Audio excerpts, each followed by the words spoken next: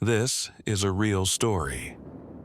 Maybe not in the way official reports call something real, but real in the way you feel when you're walking home alone and every step echoes a little too loud.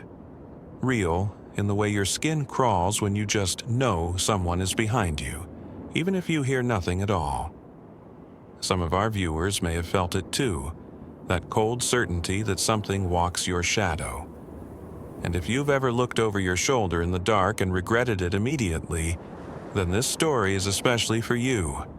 Before we begin, make sure to like the video and subscribe if you haven't yet. It helps us keep telling the stories most people try to forget. Now, turn your volume down a little, and whatever you do, don't turn around. In that small town I lived in, everyone walked. We had buses, sure, but they stopped early. And I wasn't about to waste money on a taxi just to get home from a late shift. I worked nights at the Shell gas station off Route 10, near the edge of town. The walk home wasn't bad, about 40 minutes if I cut through Miller's cornfield. People avoided that route after sunset, said it was too easy to get lost, but I liked it. The path was straight, and I knew it like the back of my hand. Besides, I was a creature of habit. Routine made me feel safe. That evening, I was the last one to leave the store. I stayed a little longer to clean the cooler shelves and make sure the register lined up. By the time I stepped out, it was past midnight. The store lights buzzed behind me. The field ahead was dark, just a black sea of stalks swaying in the breeze. I remember hesitating, just for a second. Something about the wind felt off. Not stronger, just wrong. It wasn't the cold kind of wrong, it was a stillness, like the entire night was holding its breath. But I shrugged it off, zipped up my hoodie and started walking. The dirt trail through the cornfield was narrow, maybe 3 feet wide, with stalks towering above me on both sides. The leaves brushed against my arms, dry and whispering. I put in my earbuds, started up an old playlist, and kept a steady pace. I'd done this dozens of times. The deeper I walked into the field, the more the world outside seemed to vanish. The streetlights, the hum of the town, even the light pollution from the highway. It all disappeared. It was just me, the corn, and the long path ahead.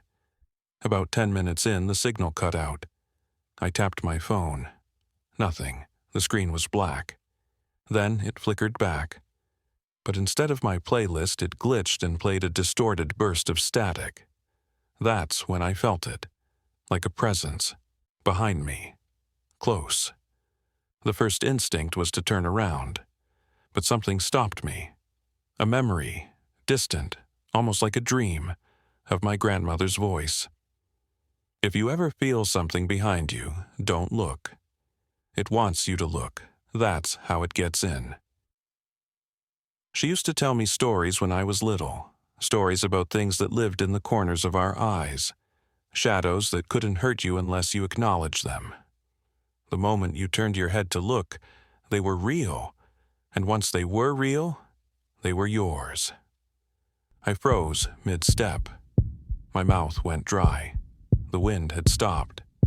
There were no insects, no frogs in the distant ditch. Nothing. The silence wasn't natural. It was deliberate. Heavy, like someone threw a thick blanket over the world. I took another step. Something stepped behind me. I stopped. So did it. The sound wasn't quite human. It was too heavy for a person, too light for a large animal. But there was weight in it. Purpose. Something with joints. Too many of them, maybe. Walking as if it had only recently learned how. My pulse thundered in my ears. I felt sweat trickle down my spine. The corn in front of me looked the same in every direction. Endless green walls under the dim glow of moonlight. It was like being inside a hallway made of living things. And suddenly, the sky felt farther away. I kept walking, and it kept following. Every step I took, it mirrored, not perfectly, a little off, like it didn't know how to walk quite right. There was a shuffling sound, then a crack, like something brittle breaking underfoot. My breathing grew shallow. I felt its breath, or the idea of it, brushing the back of my neck. Warm and rancid, like wet leaves and meat left too long in the heat. I tried to distract myself, counted my steps, tried to hum, but my voice cracked, my throat was too tight. The kind of tight where you feel like if you speak, something might crawl out instead of sound. At some point, I began to cry. Quiet, pathetic tears. I wasn't even sure why. I hadn't seen anything. Nothing touched me. But the fear, it was overwhelming. Ancient, like I was 5 years old again, hiding in the closet, waiting for the doorknob to turn on its own.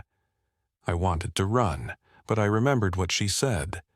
Don't run, don't stop, don't turn. So I didn't. Something brushed my arm, not corn, fingers, cold, dry. They grazed my sleeve like they were testing it.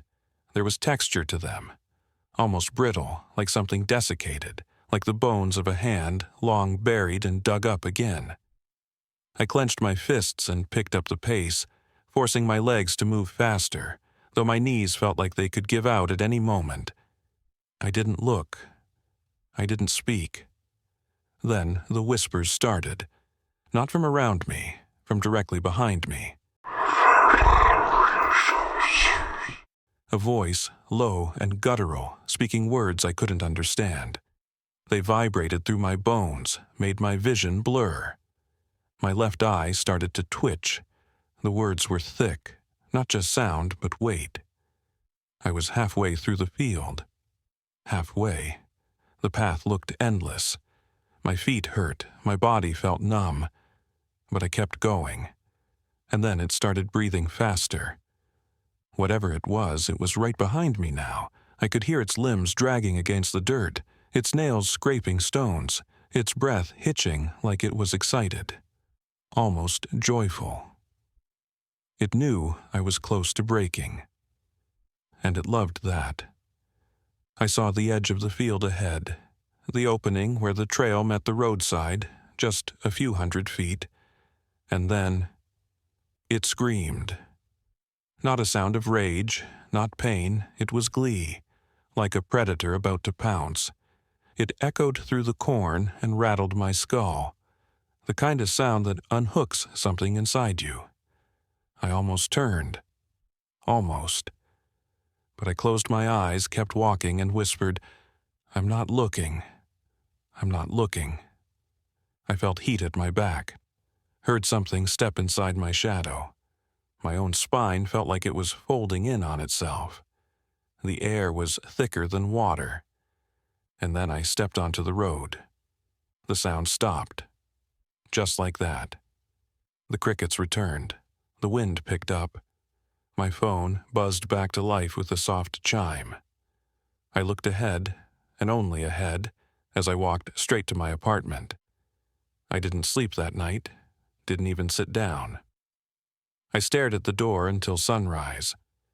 I still walk to work sometimes, but I take the long way around, even if it takes 2 hours, because something still waits in that field, and I know it's still behind me. Summer had broken records that year. Every day above 100. The kind of heat that makes you feel like you're breathing through a damp rag. The city smelled like melting garbage and asphalt. I couldn't sleep, couldn't think. My apartment turned into an oven by noon. That's why I bought the unit. Not from a store, those were all sold out. I found one on Craigslist, used, a little dented, but cheap. A guy across town was selling it out of the back of his garage. Said it worked fine, just noisy. I didn't care. I handed him $80 and carried it home in the back seat of my car, sweating through the upholstery. The thing was heavy. Old school, real metal casing, thick grill, chipped enamel. Probably made in the 90s. But when I shoved it into the window and plugged it in, it roared to life with a satisfying rattle. Cold air, real cold air. It felt like heaven. I cranked it every night before bed, letting the frost roll over my sheets. For the first time in weeks, I could sleep. Until the third night. That's when I noticed something odd. It started small, just a noise, like a faint knock on the glass behind the unit. Not a tree branch.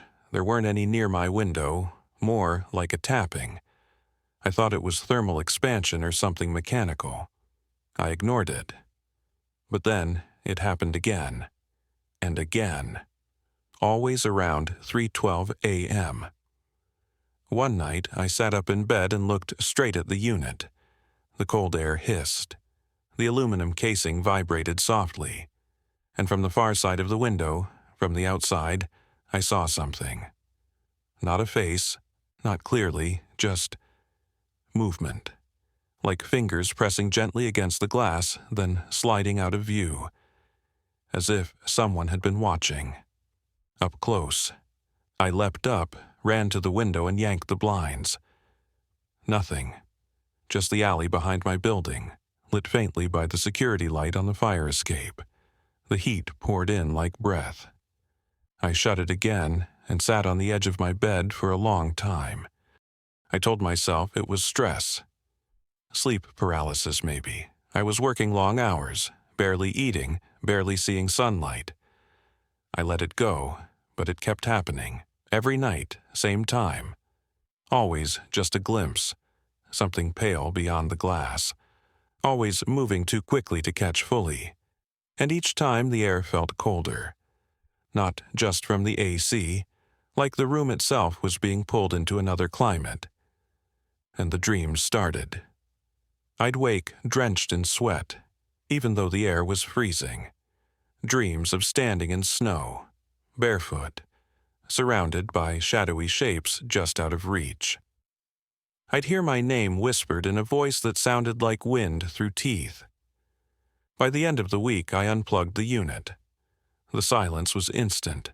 The air turned heavy again. But that night, the knocking didn't stop. It came even louder, rhythmic. 4 slow taps, then a pause, then 4 more, and in between, that whispering. I tried playing white noise to drown it out.